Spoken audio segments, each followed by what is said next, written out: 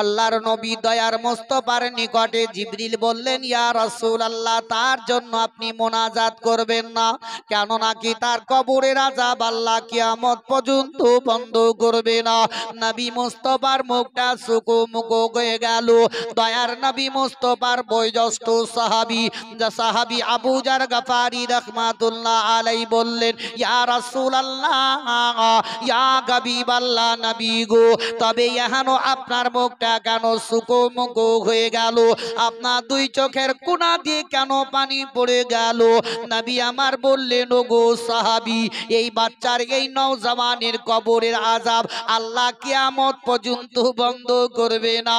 তবে পৃথিবী দুনিয়াতে এমন কি পাপ কাজ করেছে, এমন কি ভুল কাজ করেছে, যাও যাও ওগো সাহাবী, তুমি গ্রামের মধ্যে চলে যাও।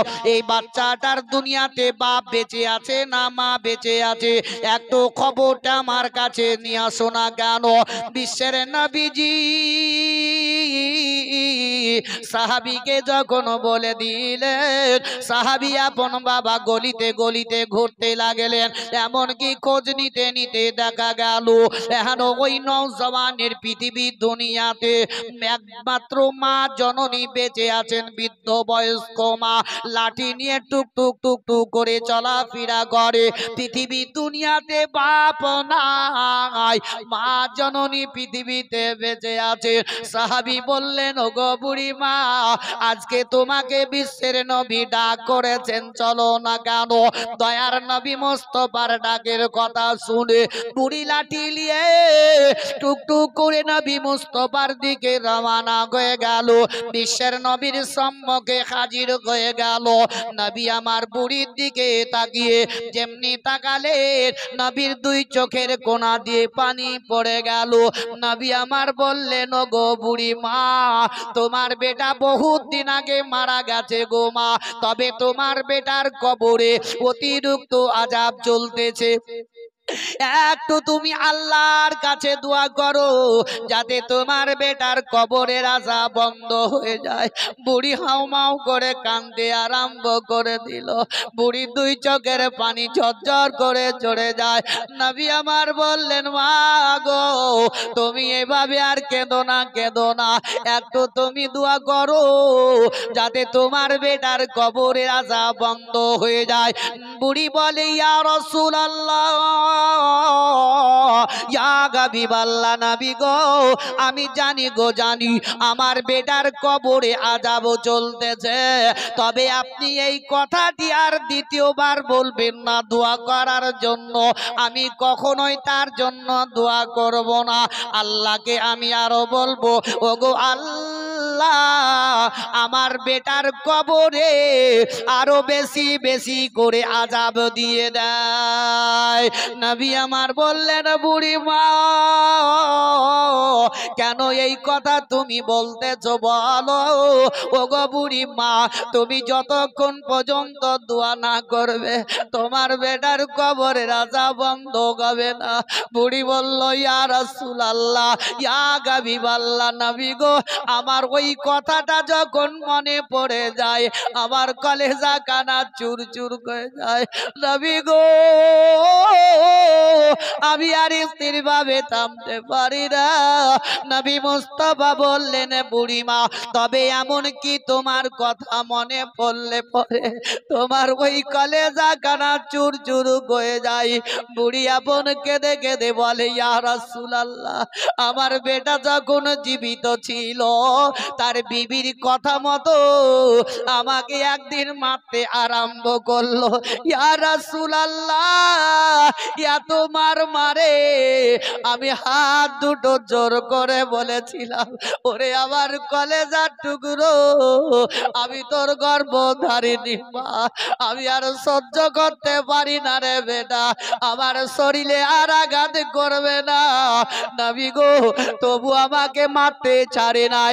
আমি ওই সমাধে তার পা দুটো ধরে ধরে কেঁদে কেঁদে কেঁদে কেঁদে বলেছিলাম, ওরে আমার কলেজার টুকরো, বুড়ো আমি তোর গর্ভধারিণী মা রে বেটা আমি তোর পা দুটো ভরে বলি আমার আর আঘাত করবে না রে আমি আর সহ্য করতে পারি না রে ইয়া রাসূলুল্লাহ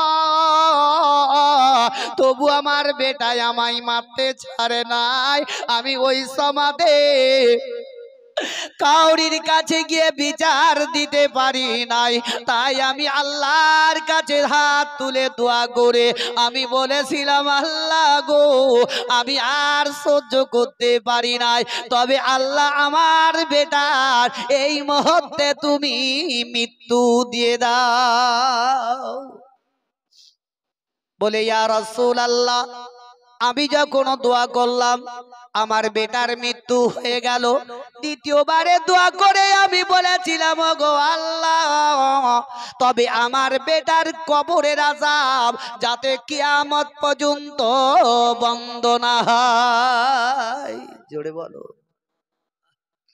আমি হাত করে বলো ভাই বিবি বিবির মতো দেখো বাপ মার মতোই দেখো মা যেটাই দোয়া দিবে আল্লাহর দরবারে কবুল হবে জোরে বলো হবে না হবে না আজ যদি ভাই আপনার সঙ্গে আমার যদি ঝগড়া হয় আপনি আমাকে বিরা খামাখাতে মারলেন আপনাকে যদি আমি মাপ না দেই তো আল্লাহ দিবে তাহলে বিচার তো আমাদের পৃথিবীতেই মরার পরে কি আছে এবার দাঁড়িয়ে না থেকে একটু সামনে বসে পড়ো কষ্ট করে কি লাভ মেহনত করে সুন্দর করে প্যান্ডেল তৈরি করেছে আমার যুবক যুবতীরা তবে একটু বসে পড়ো আমার মা বোনদেরকে বলবো বেয়াদবির সহিত না দাঁড়িয়ে থেকে অনেক জায়গা আছে সামনে জায়গা পিছনে জায়গা বসে পড়ুন তাই বলে এসেছি মোরা আজকে সবাই এসেছি মোরা আজকে সবাই পবিত্র মেহফিল জালসাতে লাগছে কত মজারে এসেছি মোরা আজকে সবাই পবিত্র মেহফিল জালসাতে লাগছে কত মজারে দেখো আজকে দেবীপুরে যুবকরা সব ওই আসিয়া কি মেহফিল করিয়াছে ও গো সুন্দর করে সাজায়া ও গো সুন্দর করে সাজায়া আবার চারিদিকে রডের আলো আবার চারিদিকে রডের আলো ঝিকিমিকি চমকায় রে লাগেছে কত মজারে এসেছি মোরা আজকে সবাই এসেছি মোরা আজকে সবাই পবিত্র মেহফিল জালসাতে লাগেছে কত মজারে দূর বিদেশ থেকে আশিকিরা সব ওই আসিয়া দুঃখ কষ্ট সহ্য করে ও গোয়াছে সব বসিয়া ও গোয়াছে সব বসিয়া আবার রাস্তার ধারে দাঁড়িয়ে রয়েছে আবার রাস্তার ধারে দাঁড়িয়ে রয়েছে হাজারে হাজার আশিকি রে লাগেছে কত মজারে এসেছি মোরা আজকে সবাই এসেছি মোরা আজকে সবাই পবিত্র মেহফিল জালসাতে লাগছে কত মজারে আল্লাহুম্মা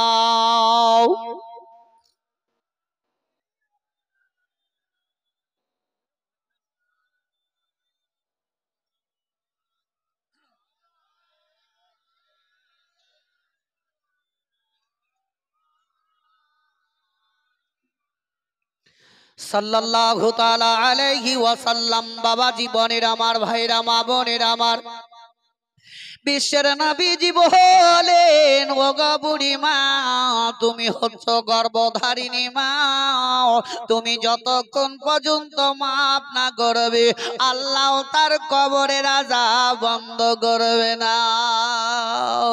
নবী আমার বললেন, বুড়ি মা, তবে কিতাবের মধ্যে এটাই লেখা আছে গো, যদি কোনো মেয়ে মানুষ বাচ্চা প্রসব করতে গিয়ে মারা যায় আল্লাহ ওই মেয়েটিকে শহীদের দরজা দিয়ে দেয়। জোরে হবে না? এবার মনে হয় কি হেপসে গেছেন আপনারা নাকি ভাই? একটু জোরে বলেন। হ্যাঁ, না তো ফের আবার গল্প বহুত আছে বুঝলেন। কি বলে না কি কথাতে কথা কি হয়, কথা বেড়াই, তাই না? আর সরষা দাবলে তেল বাড়াই, তো কথাতে কথা বহুত বাইর করতে পারি ভাইদের। তো বিশ্বের নবী বলছেন, যদি কোনো মেয়ে মানুষ বাচ্চা প্রসব করতে গিয়ে মারা যায় আল্লাহ ওই মেয়েটিকে শহীদের দরজা দিয়ে দেয়। আল্লাহর নবী বললেন, ও গো বুড়ি মা, যদি কোনো মেয়ে মানুষ বাচ্চা প্রসব করতে গিয়ে মারা যায় আল্লাহ ওই মেয়েটিকে শহীদের দরজা দিয়ে দেয়। তবে কোনো মেয়ে মানুষ যখন বাচ্চা প্রসব করতে যায় ওই মেয়েটি এত কষ্ট, এত বেদনা কষ্ট পায়, এত কষ্ট পায় গো মা।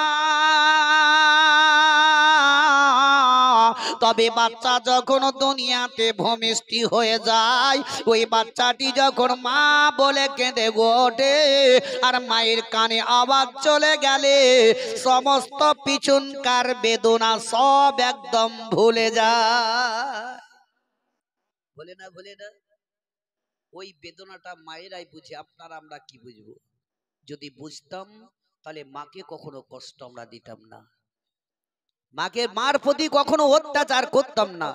তবে আল্লাহ বলছে, ওয়াবিল ওয়ালিদাইনি ইহসানাও, তোমরা মা বাপের প্রতি ইহসানি করো, মা বাপের পদতলেই জান্নাত আছে। জোরে বলো। নবী আমার একবার নয়, দুইবার নয়, কয়েকবার যখন বলে দিলেন, বুড়ি তবুও রাজি হয় না। বুড়ি একটাই বলে, ইয়া রাসূলুল্লাহ, আমি কখনোই তাকে আমি মাফ করব না। নবীজি ওই বুড়ির কাছ থেকে কি কৌশলে বাবা মাপ দিবে কিভাবে? দেখুন, নবী আমার ওই জায়গায় একটি মাঝেজা দেখিয়ে দিলেন। বুড়ির হাতের মধ্যে লাঠি ছিল, ওই লাঠি কানা নেওয়ার পরে বলতে লাগলেন, বলে বুড়ি মা, এ নাও তোমার বেটার কবরে আমি একটা দিক চাপিয়ে দিলাম আর একটা দিক তুমি কানের মধ্যে লাগিয়ে নাও। যেমনি কানে লাগিয়ে নিল নবী আমার বললেন, বুড়ি এবার বাড়ি চলে যাও। যেমনি চলে যাবে ওই সময়তে কবরের ভিতর থেকে মা বলে শব্দ আওয়াজ তার কানে গেল। তার বেটা কবর থেকে বলে, ওগো আমার গর্ভধারিণী মা, তুমি আমার ক্ষমা করে দাও। ওগো মা, আমি বড় ভুল করেছি। মা, তুমি যতক্ষণ পর্যন্ত আমাকে মাফ না করবে আল্লাহ এই আযাব থেকে রক্ষা করবে না।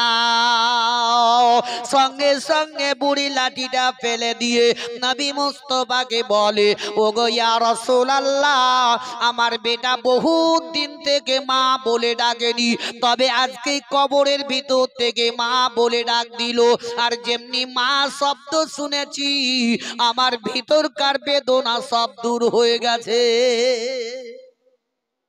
ভাই, আমি জোরহাত করে বলবো, যে আমার যুবক যুবক ভাইদের বাপ মা পৃথিবীর দুনিয়াতে আছে, কমসে কম যদি ভুল করে থাকেন সকাল বেলায় গিয়ে মায়ের কাছে বলবে, মা, আমি তোমার কলেজার টুকরো, তুমি আমার গর্ভধারিণী মা, যদি ভুল করে থাকি তুমি আমাকে মাফ করে দিও।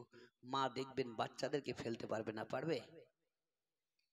মা বলে যখন ডাক দিবে তার মনের মধ্যে যে দুঃখ কষ্ট থাকবে সব দূর হয়ে যাবে। তাই বলে, মাই যে আমার ছেড়ে গেল জনমেলা গিয়া হায়ার কারে ডাকিব, আরে কারে ডাকিব মাগো, এ মা বলিয়া মাই যে আমার ছেড়ে গেল জনমেলা গিয়া গার কারে ডাকিব কে হায় হাই রে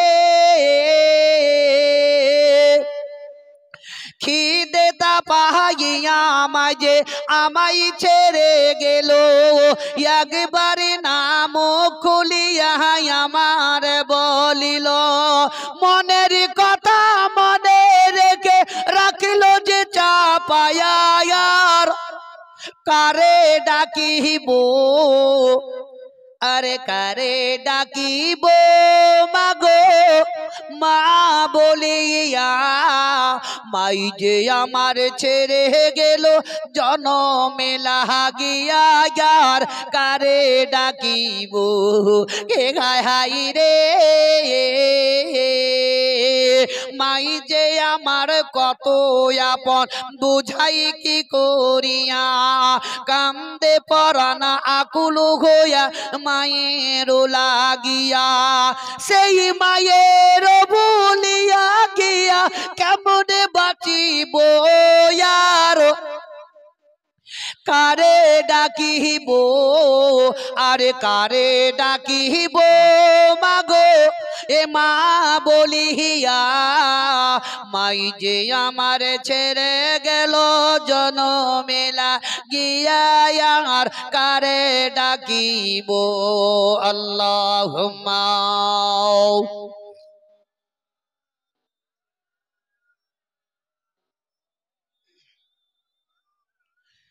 وعلى آل سيدنا صلوا على محمد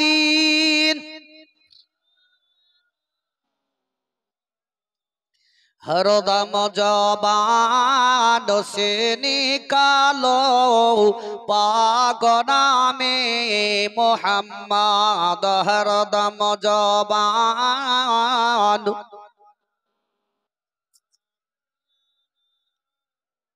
सल्लल्लाहु ताला अलैहि वसल्लम। तबे बाबजी भाईरा आमार যদিও আমরাও আল্লাহর নিকটে ভিখারি স্বরূপ যদি হাত তুলে দোয়া করি আল্লাহ কি আমাদের কবুল করবে না? আল্লাহ আমাদের হাত ফেরাবে? জোরে বলেন ফেরাবে কি? যদি আমরা ডাকার মতো ডাকি তো আল্লাহ কখনো শুনবে না? শুনবেই। আমাদেরকে সেরকম ভিখারি হয়ে আল্লাহর দরবার দোয়া করতে বুড়ি বলতে লাগলো ইয়া রাসূলুল্লাহ আমি আপনার আমার কলেজার টুকরো যদি আমি আল্লাহর দরবারে হাত তুলে দোয়া করব আল্লাহ যাতে আমার বেটার কবরের আযাব বন্ধ করে দেয়। সঙ্গে সঙ্গে বুড়ি দোয়া করলো আল্লাহ গো তুমি সেই দিন আমার দোয়া কবুল করে আমার বেটার মৃত্যু নিয়েছিলে আল্লাহ তোমার দরবারে আজ আমি হাত তুলে দোয়া করে বলি আমার বেটার কবরের আযাব বন্ধ করে দাও। যেমনি আল্লাহর দরবারে বুড়ি বলল সঙ্গে সঙ্গে তার বেটার কবরের আযাব আল্লাহ বন্ধ করে দিল। সেকেন্ডের মধ্যেই মায়ের দোয়া আল্লাহর দরবারে কবুল হয়ে গেল।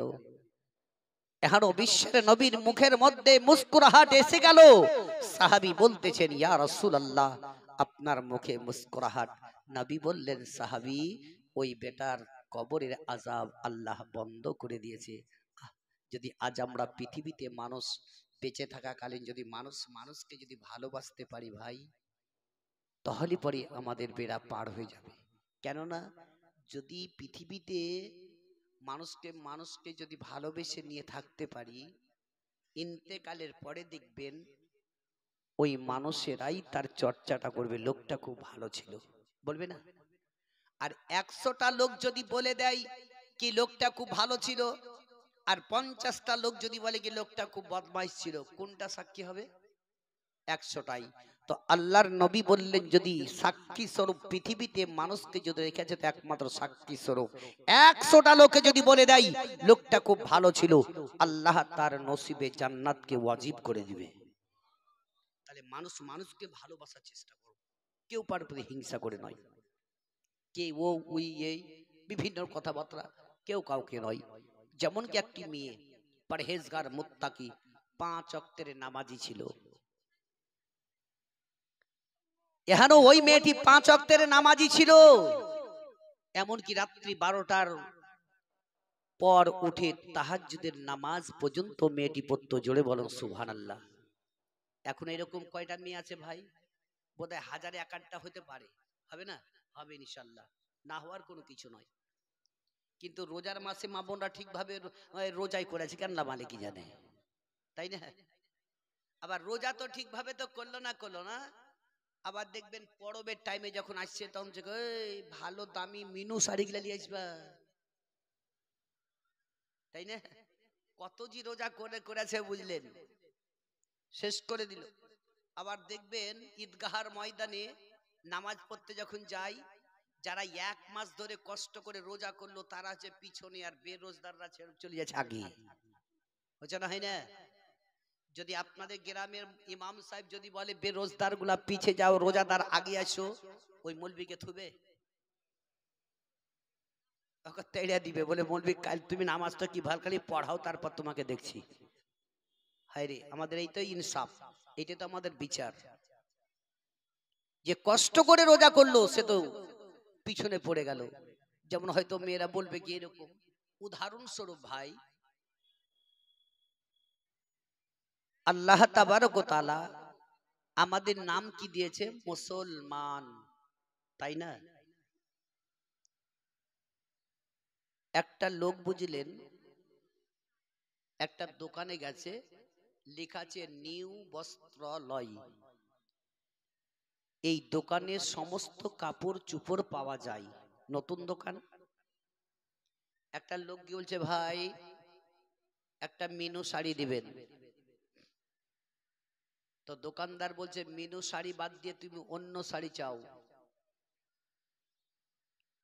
কিছুক্ষণ পরে বলছে তবে একটা ইসমাইল লুঙ্গি দাও। তো দোকানদার বলছে ভাই ইসমাইল লুঙ্গি নাই, তুমি অন্য কোনো লুঙ্গি চাও। বলছে এটাও যদি না হয় তবে একটা বিমলের প্যান্টের কাপড় দাও। তো বলছে ইয়ে বিমলের প্যান্টের কাপড় নাই, অন্য কাপড় চাও। তিনটা চাইলো, তিনটাই যদি না পাওয়া যায়, ওই দোকানদারের প্রতি খরিদ্দারের রাগ হবে না? হবে না? খরিদ্দার যাই নাম লিখে দিয়েছ নিউ বস্ত্রালয়, নতুন দোকান, সমস্ত কাপড় চোপড় এই দোকানে পাওয়া যায়। মিনু শাড়ি চাইছি তাও নাই, বিমলের কাপড় চাইছি তাও নাই, ইসমাইল লুঙ্গি চাইছি সেটাও নাই। তবে ধুর, পোস্টার খুলে ফেলে দাও, টুটা ফুটার দোকানের মতো তুমি চালাও। এ মুসলমান, আমরা পৃথিবী দুনিয়া থেকে ছেড়ে যাওয়ার পরে আল্লাহ রব্বুল ইজ্জাত রোজ হাসরের ময়দানে যেদিনকে বিচার করবেন, সেই দিন বলবে হে বান্দা তুমি কি নামাজ পড়েছিলে? বললে আল্লাহ ওটা বাদ দিয়ে। তুমি মাহে রমজানের রোজা কি রেখেছিলে? বলে আল্লাহ ওটা বাদ দিয়ে। তুমি কি দান খায়রাত করেছিলে? বললে আল্লাহ ওটা বাদ দিয়ে। হে মুসলমান, যদি কাপড় কিনতে গিয়ে কাপড় না পাওয়ার কারণে যদি রাগ হয়, পোস্টার নামাতে যদি বলতে পারেন, তাহলে আপনি একজন মুসলমান হয়ে আল্লাহর দরবারে যদি নামাজ না দিতে পারেন, রোজা না দিতে পারেন, হজ না দিতে পারেন, যাকাত না দিতে পারেন, তাহলে আল্লাহ আপনার স্থানটা কোথায় দিবে? কোথায় দিবে ভাই? জান্নাতে, তাই না? হ্যাঁ, ওই লেগে মুখ দিয়ে বেড়াই না। যদি বলতাম কি জান্নাতে, তাহলে খুব তাড়াতাড়ি বলে দিত।